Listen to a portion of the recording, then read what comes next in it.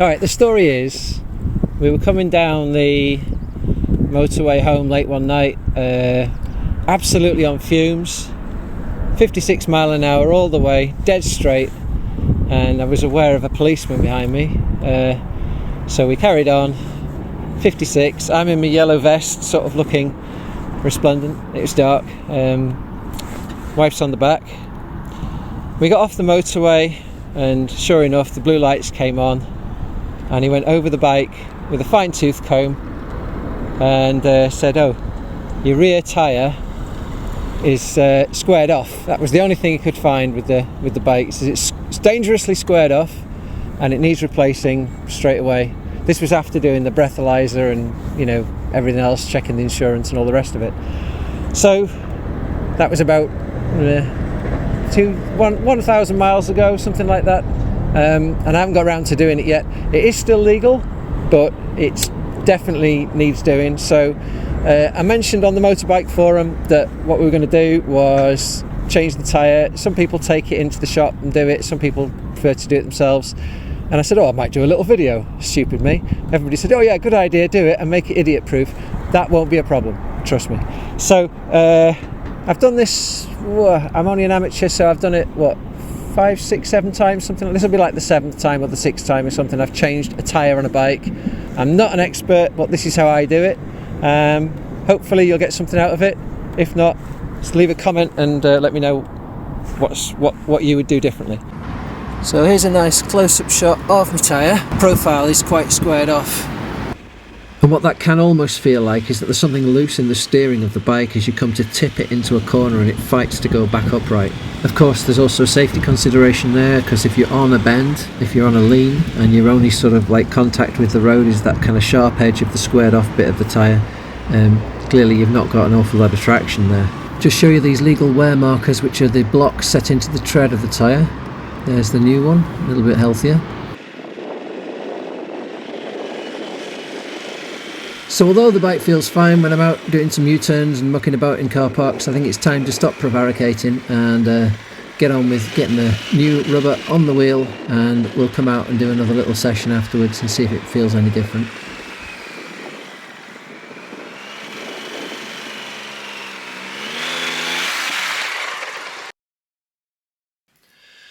Okay, we're down at the bunker, well, the cellar. So just going to have a quick look at the tools you need to change your tyres. Come with me over here and we'll have a look. So hopefully, let's point this down here and you can be able to see in no particular order. 5 kilos of the stuff there, that's going to last me forever. Some rags, brake cleaner, valve core removal tool, and also some gloves, torque wrench and a breaker bar, sockets to go with them. A Sharpie and some tape, some bits of wood, a wheel balancing kit, spirit level to get your wheel balancing kit level, and I had to buy, for my wheel I had to buy spare cones as well to get on the wheel, because the one that came with the wheel balancer was no good. Did I mention, yeah, rag, a few bits of wood to stand the wheel on so you don't damage your brake disc, and likewise an old sheet. And not forgetting the all-important wife's hairdryer. I heard that. Something else to mention, to get the tyre off the wheel, just use a bit of Windoline to lubricate the whole thing as you're braking the bead. Just helps things move a little bit. I seem to have collected a few bottles of the stuff here. Of course they're all half used. But one of those will do fine. And of course the only other thing you need is a compressor. This one's a sort of screw fix one, Titan I think it's called. I'm on my second one. I don't particularly recommend this, but you can get sort of, you know, compressors for 100 quid or so. Maybe spend a little bit more and get something a bit better. And when you do finish using it, there's a little drain plug just underneath. Leave that drain plug open. Any moisture inside will kind of come out and it won't rust from the inside. So time to take the wheel off. Not a tricky job really. You might need a little reminder by the time you've got the wheel off which way round it goes, which way it goes back on. It might seem like a silly thing to do, but it doesn't cost much. Bit of tape, stick it on there, put a little arrow on, and then you can line that arrow up with the arrow which is on the tyre.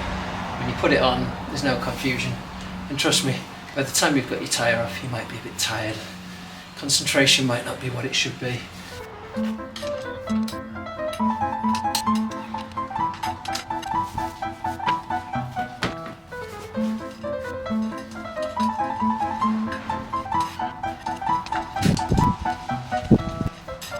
Okay, wheels off.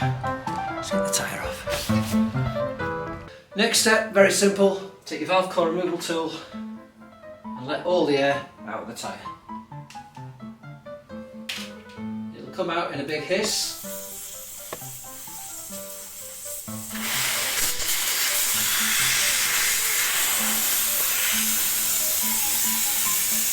Save that, I need it in a minute.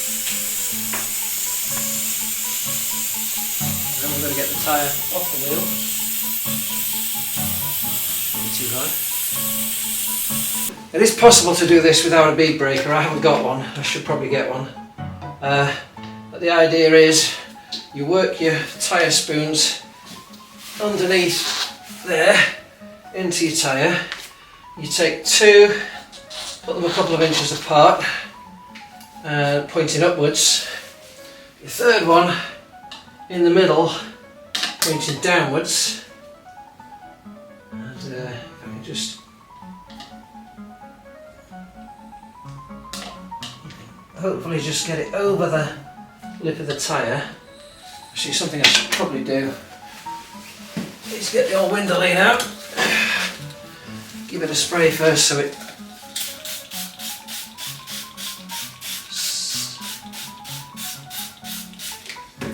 right. So once you've given it a spray, get your tyre spoons in there, push down, and then get the third one so it's sort of going to lip over the inside of the tyre, and ram that in there. You should just be able to find the edge. Once you find the edge, just work it downwards and push down a little bit. So you've got two pointing up, the middle one pointing down, and then you just work it in, and that's over the edge now, and force it downwards. It will start to slide down slowly, and then the next point is you just work that one round again. That's pointing upwards, force that down, you can get that back out, push it down, hook it over the edge, there you go, and it's starting to go. No great rush, but yeah, you just work that down like that. You will get a few scratches on the inside of your wheel, unfortunately. This is probably why a bead breaker is a better proposition for this sort of thing. Anyway, I'll work my way around here, and it's starting to go a bit easier. Goes down.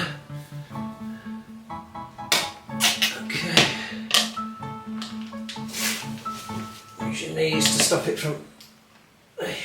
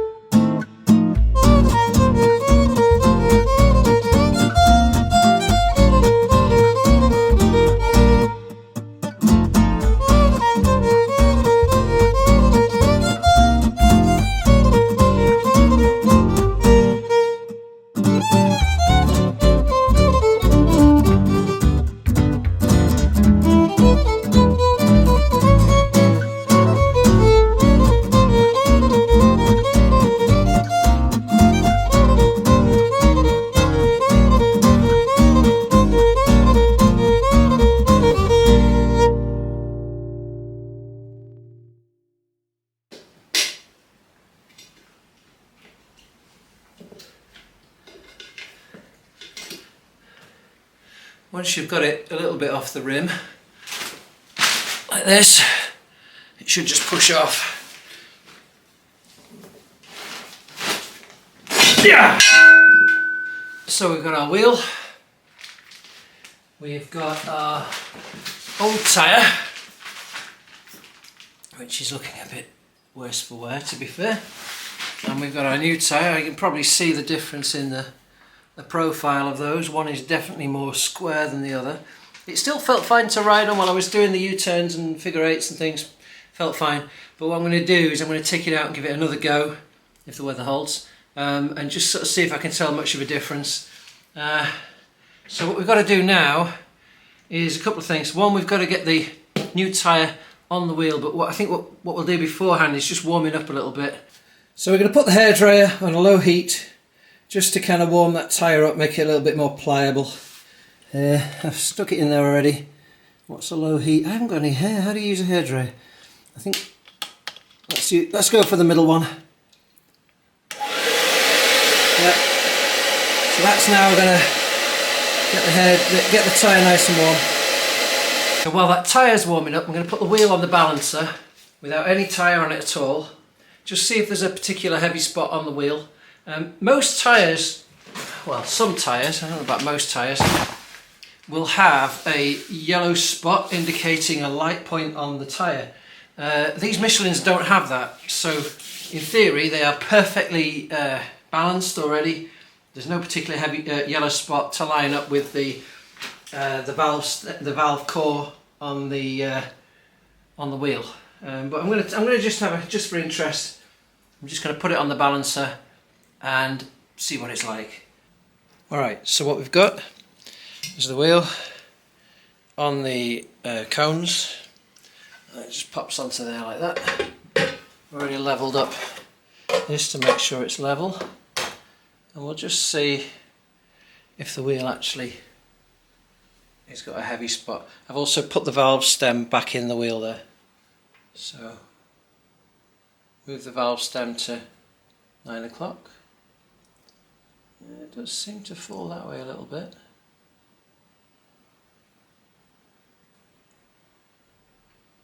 Okay. So it looks like the heaviest part of the wheel is almost at the valve stem. Just here. Got a bit of chalk on it. Mark it with the chalk. If you can see it from around to the side. Okay. It's probably a better view, isn't it? So, stop it there. And it will just fall to the heaviest point.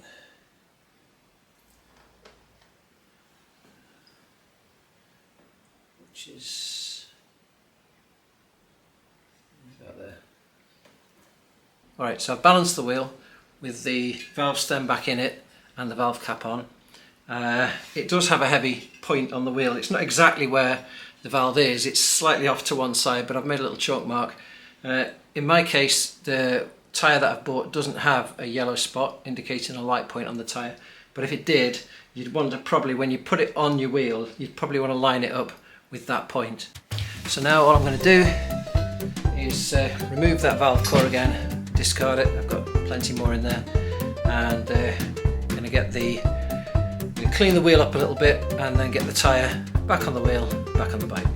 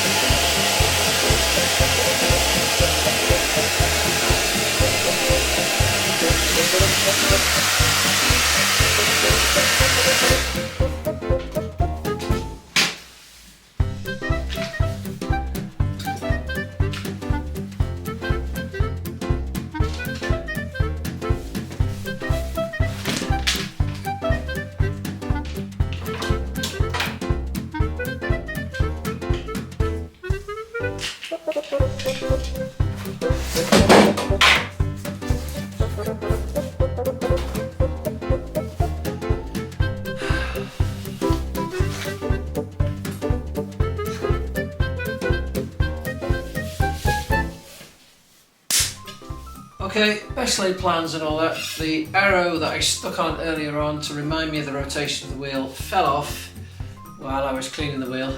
However, I've stuck it back on. I do happen to know which way around it goes. It's fairly obvious from the shape of this wheel which way around it goes, but I still think it's quite a good idea for when you make that schoolboy error and forget what you're doing. So I've got the tyre here. Just give it a little wipe on the inside just to make sure it's all nice and clean. No reason why it wouldn't be, it's brand new. And then there should be an arrow on the tyre somewhere to tell me which direction it goes in. Got the new tyre nice and warm, the old wheel nice and clean, and a bit of tyre paste. We get this on the bead of the tyre both ways round.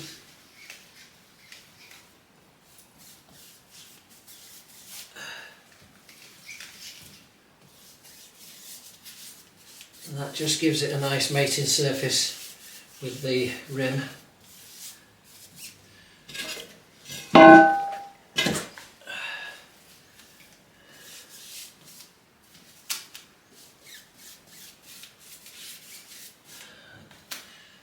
Picasso and Michelangelo rolled into one. Okay, get you out of the way. We'll just double check the direction of this thing. There's my arrow. There's my arrow. It's pointing that way. So that means, yeah, that looks like right. So first side will go on easy as. And what we're going to do is get this under the rim. The trick being not to scratch your wheels too much.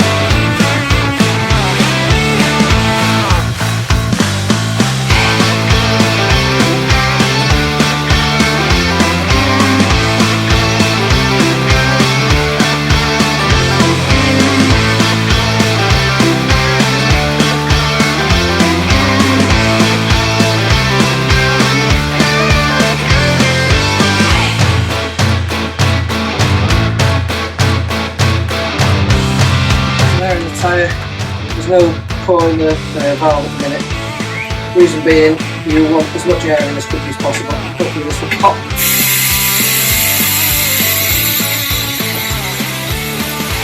Should go twice.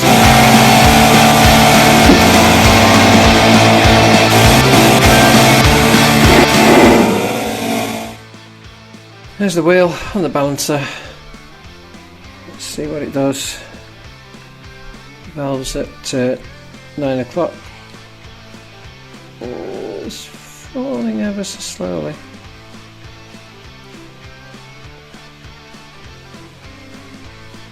So something else that's worth noticing. In addition to the rear arrow, you've got little arrows all the way around, showing the direction of rotation. So I've marked my heavy spot, which was sort of fairly near the valve stem. It's sort of between those two lines, and in order to counterbalance that, I've just temporarily, with a bit of masking tape, stuck the weight, just a little weight, these little wheel weight things here. I've not peeled the backing off yet. I've just stuck it on with a bit of masking tape on there, and then what we're going to do is we're going to turn that to 90 degrees, see if it falls towards the heavy spot of the wheel, or the weight, or what. A few moments later. Last two things: bit of grease on the mating surfaces, and a torque wrench just to make sure your bolts are up to tightness. What's the word? Tightness, Jay. Up to torque.